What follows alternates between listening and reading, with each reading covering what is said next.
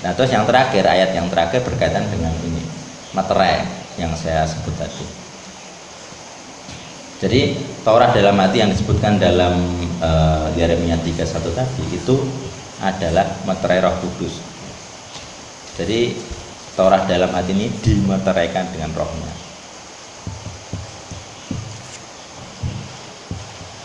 Kemudian kalau kita dimeteraikan dengan Roh Kudus berarti ini termasuk jaminan keselamatan.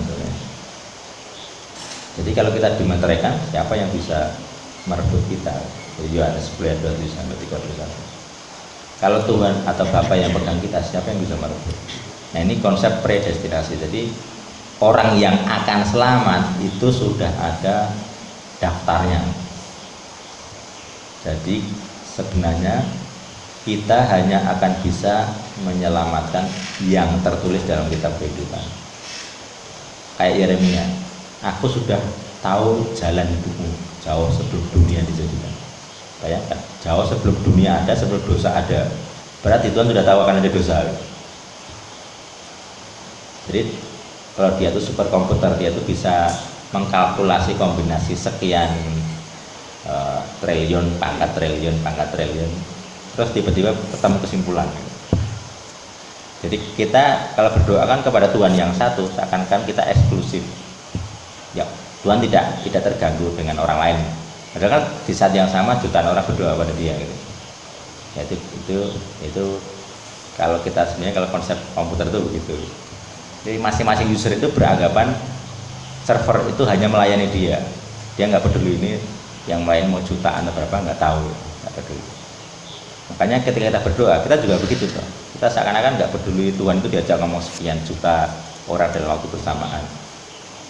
Ya kan mulutnya banyak tadi, ngomong bareng dengan orang-orang berbeda. Nah itu. Nah intinya adalah kalau kita dimeteraikan, ya berarti kita aman. Makanya kadang, nah bagaimana menilai orang-orang yang pada akhirnya murtad gitu, terus pendeta, KKPA, itu agak susah karena beberapa teman, ada teman sih yang ngerti tiwuk gitu. Nah, dia itu semangat dari ya nggak baca orang persekutuan tahun sekali atau berapa ya apa ya memperkenalkan kabar baik tentang Yesus, tentang salib, dan orang terima. Celakanya ketika sekian tahun kalau ini jadi hijaber gitu. Jadi ada perubahan cara berpakaian. Saya pikir karena apa? Tapi ini terjadi sebelum dia menikah, berarti kan itu diputuskan sebelumnya, bukan karena pernikahannya gitu, tapi karena memang hatinya memilih. Nah itu sing dahulu ngajakin orang persekutuan, cerita jembatan keselamatan, ini kamu dosa, ini enggak, kalau kamu percaya salib kamu dipindahkan dari maut ke dalam hidup. Itu ininya konsep yang di dalam pikiran itu apa gitu. Ketika pada akhirnya hatinya menyangkali apa yang pernah dia ucapkan dan ajarkan. Makanya ketika beberapa teman yang pernah dia ajak untuk persekutuan itu bertanya, kok iso gitu? Saya sendiri saja percaya apa yang dia ucapkan, kok dia sendiri menyangkali. Dan saya kenal orangnya secara langsung, jadi itu agak menyulitkan. Tetapi logikanya berarti adalah ada orang yang mengenal salib atau mengenal Yesus hanya pada tataran pengetahuan. Jadi beriman itu ada dua jalan atau dua fondasi aku menyebutnya. Satu fondasi pengetahuan. Apa yang kita bahas di sini adalah pengetahuan. Karena ada ayatnya, ada teksnya, ada telaah teksnya. Menyelidiki teks itu pengetahuan.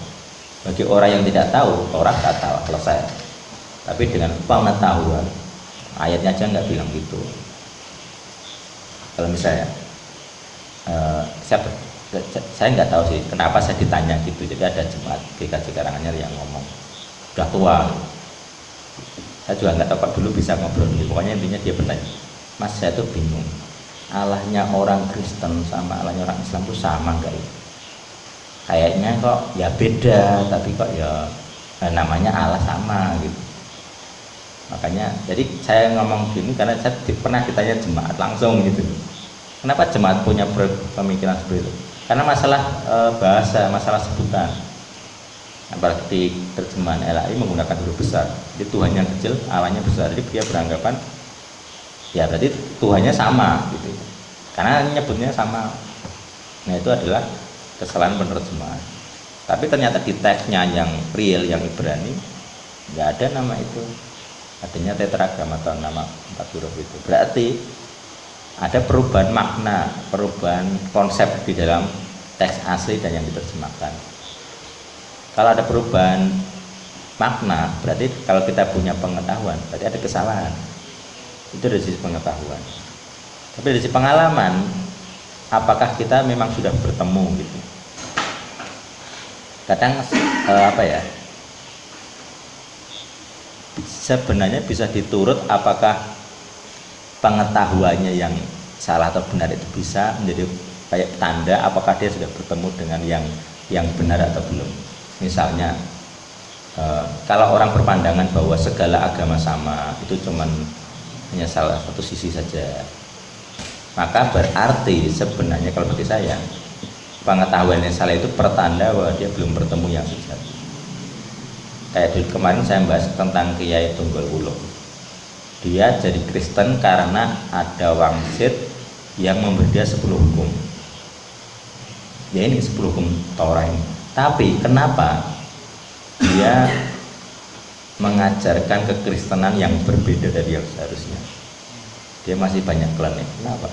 Nah 10 hukum atau roh yang memberi wangsit dia jadi Kristen untuk dan kenal 10 hukum itu roh apa? Roh Tuhan yang sejati atau roh lain? Berarti ada roh. Kalau dengan buah bahwa dia mengajarkan yang seperti itu, berarti ada roh setan yang berani menunjukkan 10 hukum. Tentu saja versinya tidak mungkin sama dengan Alkitab, pasti beda.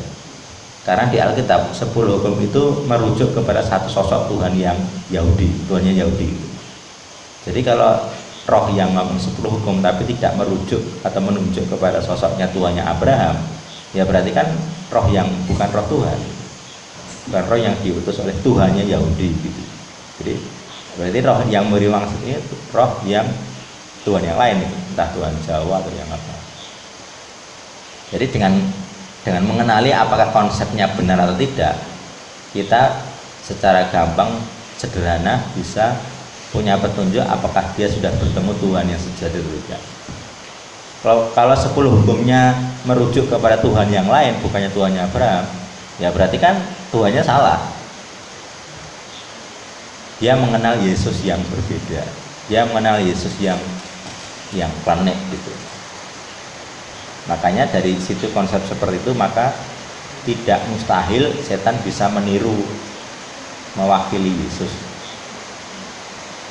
Dan realitanya ada beberapa pengalaman pelepasan. Begitu.